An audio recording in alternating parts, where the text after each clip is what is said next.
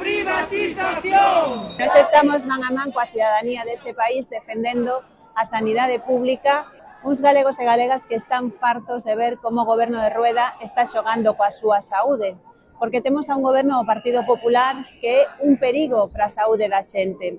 Cando tes a centos de persoas durante días ou horas nos corredores dos hospitais, pos en risco a saúde da xente. Cando hai lista de espera para ir ao médico de cabeceira, que en algúns casos chega ao mes, estás poñendo en risco a saúde da xente deste país.